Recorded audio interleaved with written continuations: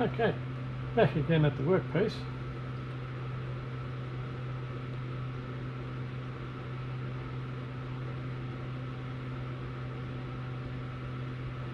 And it might not be overly discernible in that light. I'll move the camera just a touch, but I don't know, I'll improve it.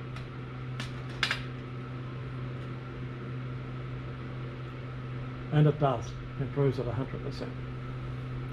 Okay, to describe the finish, it's probably about the equivalent to a 46 grit bench grinder wheel or a coarse linisher belt. And if you can discern, I think you can see there's almost a threaded appearance. Now you can't feel any sort of threaded work on it, and you can feel usually half a thou, and there's nothing there whatsoever. So yeah, scratching my head. And as I said, there's quite a big burr on the end of the bar. Yep, and one at the other end. So I have no idea what's going on with that. Okay, move you back out again so that I can get in there a little bit. I know that's shining off the dial gauge, but if something moves, I'll let you know.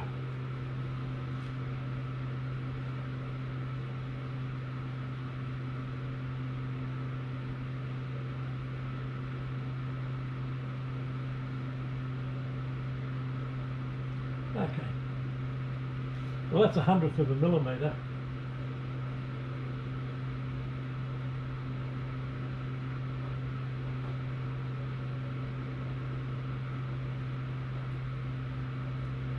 And it appears there's nothing there.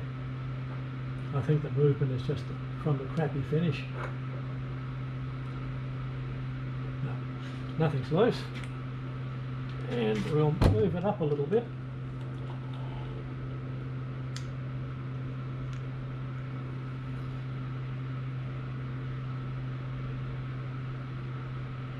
Same story.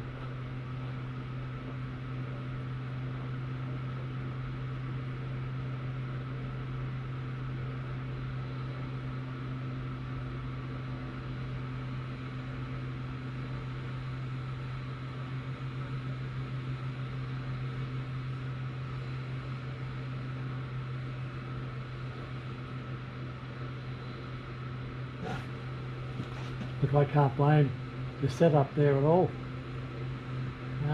And if the workpiece isn't moving, there'll be no slop in the quill. So all I can do is scratch my head, take the machine apart, have a bit of a look piece by piece, and bring you in if I see anything. Bye for now.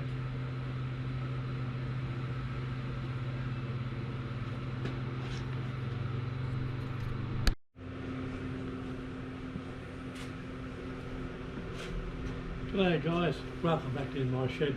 I'm BC. It's Wednesday today, and the only electricity we have is the solar powered fan that I can't bloody turn off.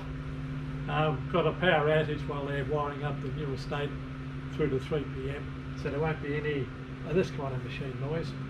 A couple of things that I've been progressing, thanks to the guys that have put comments in.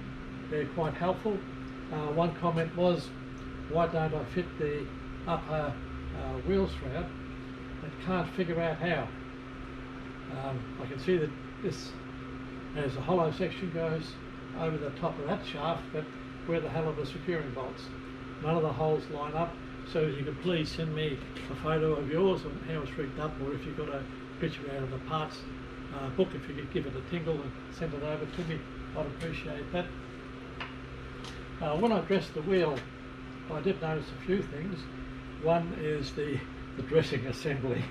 It's a rig shit house, it'd tow the bloody Titanic. And the dressing was no drama like I get on the tool and cutter grinders.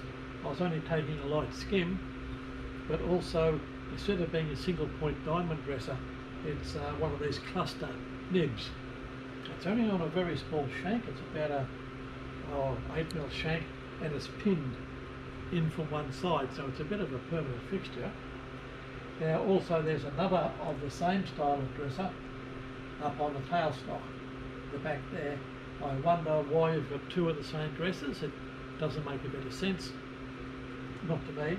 But anyway, I've used this one. The dressing is quite smooth, and I will say that using this dresser instead of a single point dresser, you flatten all of the grains. It's not really for opening up the wheel and making it super coarse. It's for leveling the wheel and making it cut less aggressively. And I find it, or found it, quite good to use. Yeah, very, very happy with that one. I'll take the GoPro off the stand, and I'm using the GoPro because it's the only thing I can charge off my standby battery pack. It's been a good learning curve for me. I have been grinding up to a shoulder that's developed in the shaft, and one thing I will do before I continue is throw it up on the lathe and use the parting tool and put in an escape groove there. I don't like the way the corner of the wheel runs up to that shoulder, and as the shoulder's getting a little bit deeper, it's got a chance of just throwing a chip out of the wheel. I don't like that, so I put a groove in. All in all, it's good.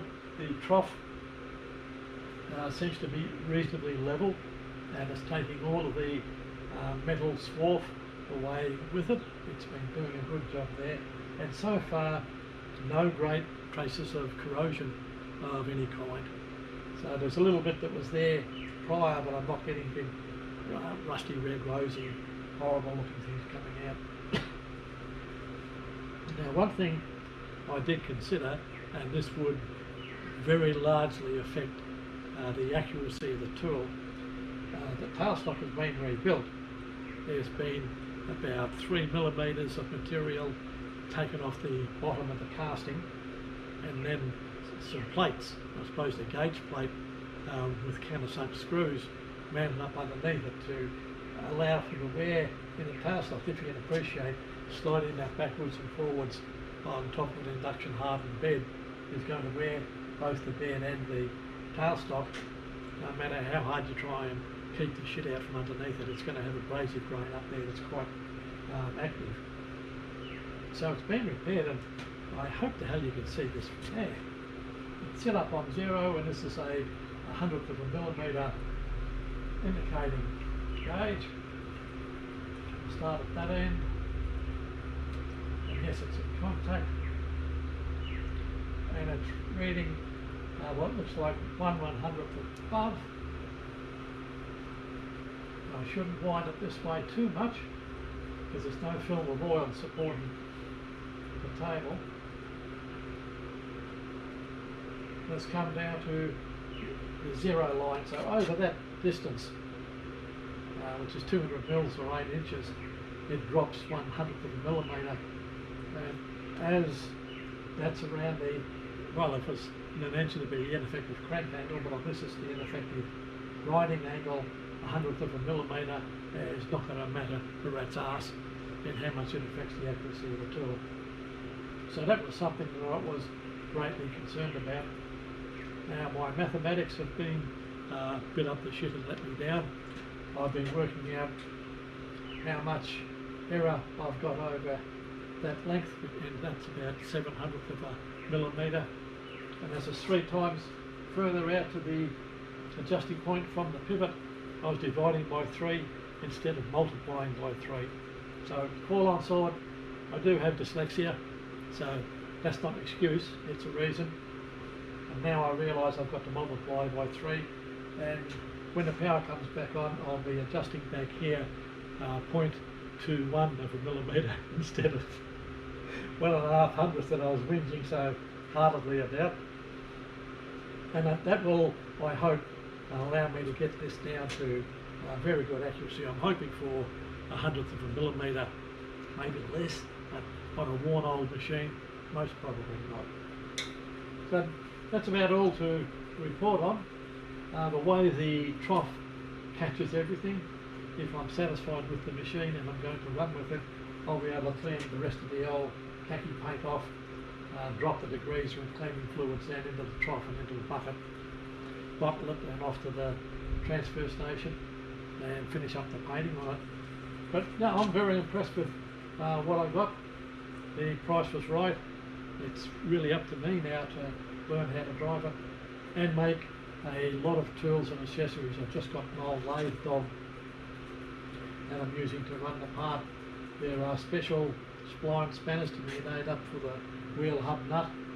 There will be a wheel hub extraction tool or a puller that I don't have, and there's a few other spline nuts and C-spanner nuts and pin spanner nuts, so I have to either buy or make tools for that.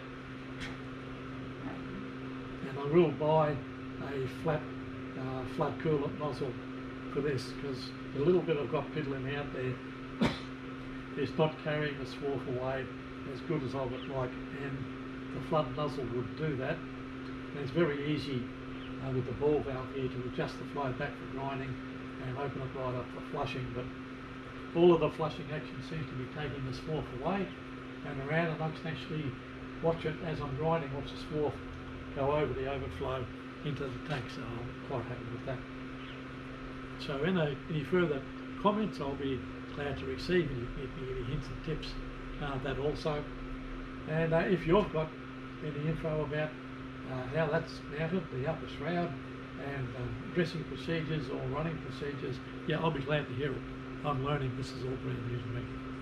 Okay, if this is your first time in, please like and subscribe.